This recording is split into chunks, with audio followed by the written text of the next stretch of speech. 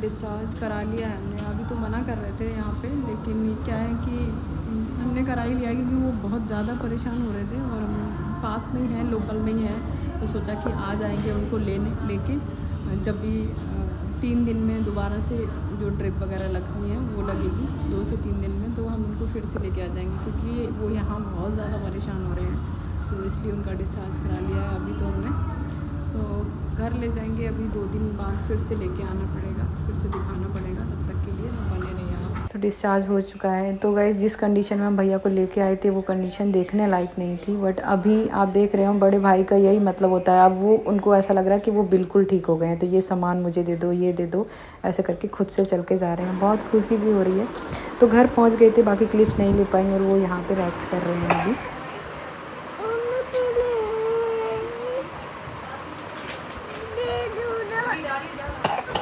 तो ले लो वो खाना दे रहे जी वो जी।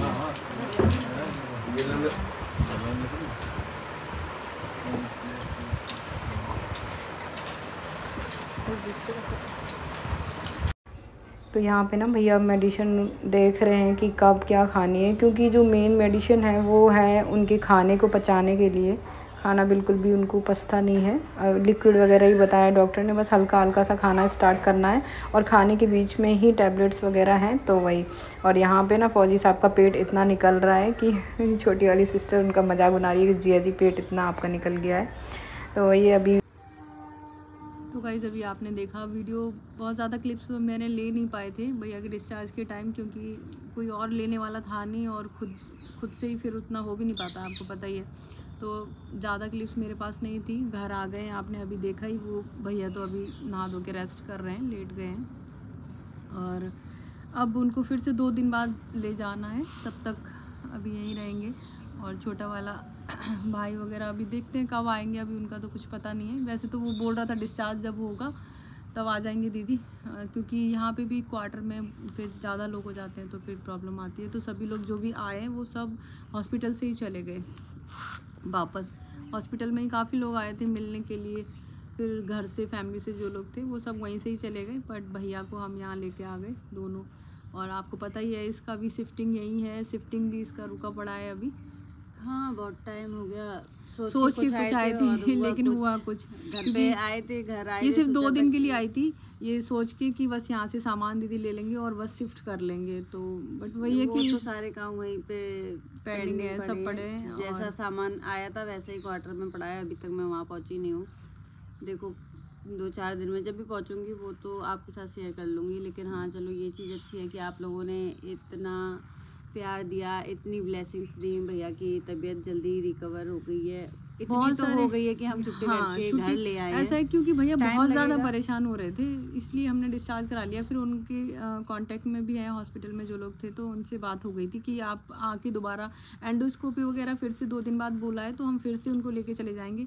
अप डाउन उनका रहेगा 1-2 दिन करके, क्योंकि ट्रीटमेंट जो उनका है वो तो समझ लो वो तो चलना ही है ऑल लाइफ उनका, जब तक वो है जब तक वो ट्रीटमेंट उनके साथ ही। कुछ ऐसे रीजंस होते हैं, हो सकता है कि हम सोशल मीडिया पे नहीं बोल सकते तो नहीं बोल रहे हैं, बट इंसान ना अपने शरीर के साथ ही खेल जाता है। उसको समझ में नहीं आता कि अगर मैं कोई चीज़ कर रहा हूँ वो गलत, मेरे लिए गलत हो रही है।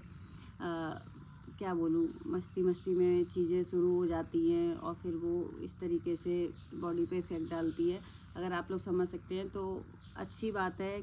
हमारा बोलने का मतलब बस इतना सा ही है कि देखो आप भैया के साथ भी, क्योंकि हमारे यहाँ का माहौल ऐसा है और उन्होंने उतना ध्यान नहीं दिया कि हम लोग क्या, देखो होता ही ऐसा है, जब माहौल जैसा होता है वहाँ पे आप कितना भी समझाने की कोशिश करो इंसान समझता नहीं है, क्योंकि वो जो आसपास का जो माहौल है, वाइब्रेशन ऐसे आते हैं दूसरे से, तो फिर वो सामने वाला जो इंसान है वो भी वही वैसा ही हो जाता है। तो पूरी कोशिश, मेरे कहने का मतलब है कि आप हमेशा अपने लिए सोचो, अपने परिवार के लिए पहले सोचो। फैमिली हमेशा सबसे ऊपर होनी चाहिए, क्योंकि देखो आज जब इतनी प्रॉब्लम आ गई, आप देख सकते हो, खुद सोचो, अगर कभी भैया भी ब्लॉग देखेंगे तो भैया भी समझ सकते हैं। वैसे तो मुझे नहीं मालूम वो देखते कि नहीं देखते, लेकिन वो अगर देखेंगे तो वो भी समझ सकते हैं, क्योंकि भैया हमारे हमसे बहुत बड़े हैं, तो उनसे हम सामने से कभी कुछ नहीं कह पाएंगे। लेकिन हम आप लोगों से सिर्फ इसलिए शेयर कर रहे हैं कि और ऐसी परेशानी किसी और के घर में ना आए, किसी और की फैमिली में इतनी बड़ी परेशानी ना आए। क्योंकि भैया को जो प्रॉब्लम है वो उनका जो आमाशय है वो 90% लगभग बिल्कुल काम नहीं कर रहा है। तो समझ लो आप 90% जब आमाशय काम नहीं कर रहा है, खाना उनको पचना बंद हो गया है, वो जो भी खाते हैं वो टैबलेट के ज़रिए पचाया जाता है। तो ये सब क्यों हो रहा है? ये सब इसलिए हो रहा है क्योंकि उन्होंने अपने ऊपर ध्यान नहीं दिया। एक ज़िंदगी में पैसा कमाना ही सब कुछ नहीं होता है कि आप पैसा बहुत कमा लो, बहुत धंधे बढ़ा लो, बहुत अच्छा सब आपका सब कुछ चल रहा है, लेकिन आपने अपने लिए तो कुछ चीज़ें सोची ही नहीं। उस पैसे कमाने में आप इतना लीन हो गए, इतना अपने आप को वो कर दिया कि आपने ये सोचा नहीं कि जो काम हम कर रहे हैं, जो चीज़ें हम कर रहे हैं वो हमारे लिए भी गलत हो सकती हैं। और सबसे बड़ी बात कि ये जो ड्रिंक, स्मोकिंग, ये जो चीज़ें हैं, इनसे आपने स्टार्टिंग की है अगर, तो मैं सच बोल रही हूँ, चाहे आप कोई भी देख रहे हैं या आपकी फैमिली में कोई ऐसा है तो आप उसे रोकिए। हमारे जैसे मत करिए कि हम ये डरते रहें कि हम भैया बड़े हैं, हम बोल नहीं सकते हैं, बड़े हैं हम बोल नहीं सकते हैं, हम कैसे कह सकते हैं। काश हम लोग सही कहने के लिए हिम्मत करिए आप सही को, क्योंकि अगर उस टाइम भैया को बोल देते कि नहीं भैया ये चीज़ आपके लिए गलत है, या इतनी हिम्मत कर पाते कि हम उस चीज़ का विरोध करते पूरी तरीके से, तो आज जो कंडीशन हमारे साथ है वो कंडीशन कभी नहीं होती, कभी नहीं होती।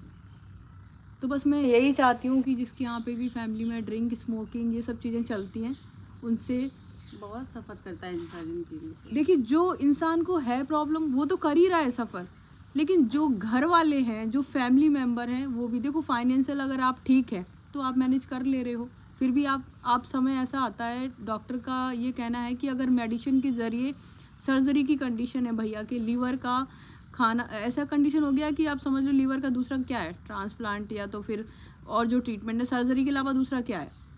उसके लिए भी देखो फाइनेंशियल भी मजबूत होना चाहिए, शरीर से भी। जब आप ये सब चीज़ें करके बढ़ते हो ना, भले हम खुल के नहीं कह पा रहे हैं भैया से, लेकिन हमारे अंदर चल रहा है कि काश भैया ने ये सब चीज़ें नहीं की होती तो आज इतना पैसा भी बर्बाद नहीं होता, शरीर भी बर्बाद नहीं होता। और जो परेशान हो रहे हैं हम लोग, कौन खड़ा है आपके साथ?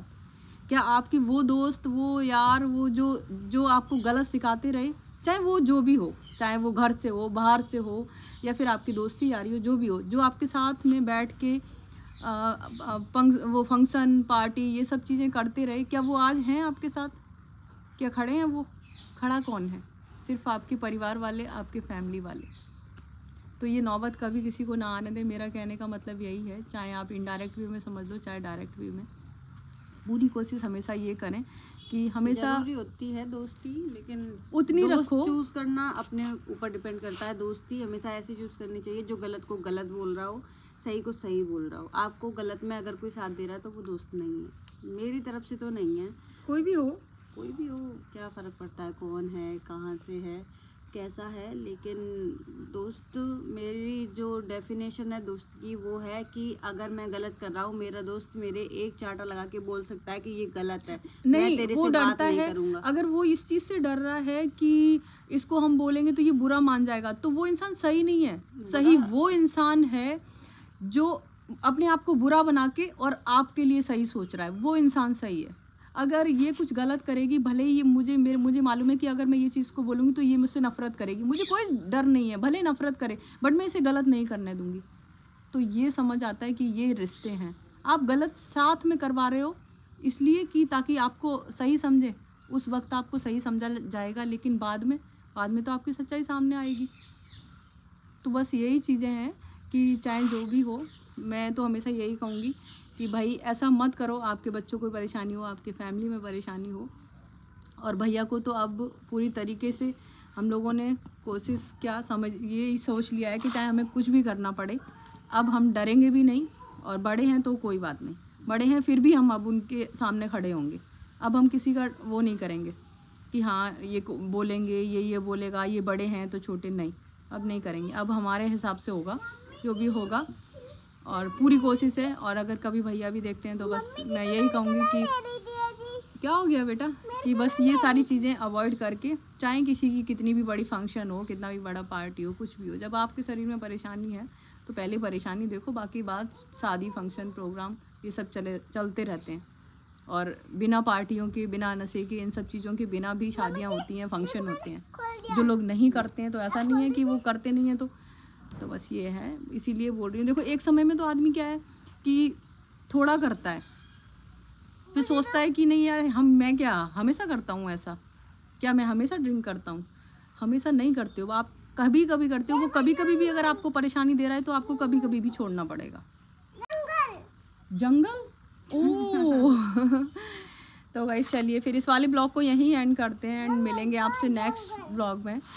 और नेक्स्ट ब्लॉग आएगा मेरे चैनल पे और वो भी बहुत खास है। आज शाम तक ही आपको, क्योंकि अभी हम लोग घर पहुंच गए हैं, यहाँ पे आपने देख ही लिया सब कुछ, और अब खास क्या है वो आपको जल्द ही पता चल जाएगा। तो इस वाले वीडियो को यहीं एंड कर रही हूँ, तब तक के लिए bye bye, love you guys. और अगर मेरी किसी भी बात का आप सबको बुरा लगा हो उसके लिए हमेशा से मैं माफ़ी चाहूँगी, और अगर थोड़ी सी भी मेरी बात सही लगी है तो प्लीज़ आप सब अपनी फैमिली में भी और मुझे भी इस चीज़ के लिए प्रोत्साहित करें कि आप विरोध कर सकते हैं अगर कोई भी गलत कर रहा है, चाहे वो बड़ा है या छोटा है।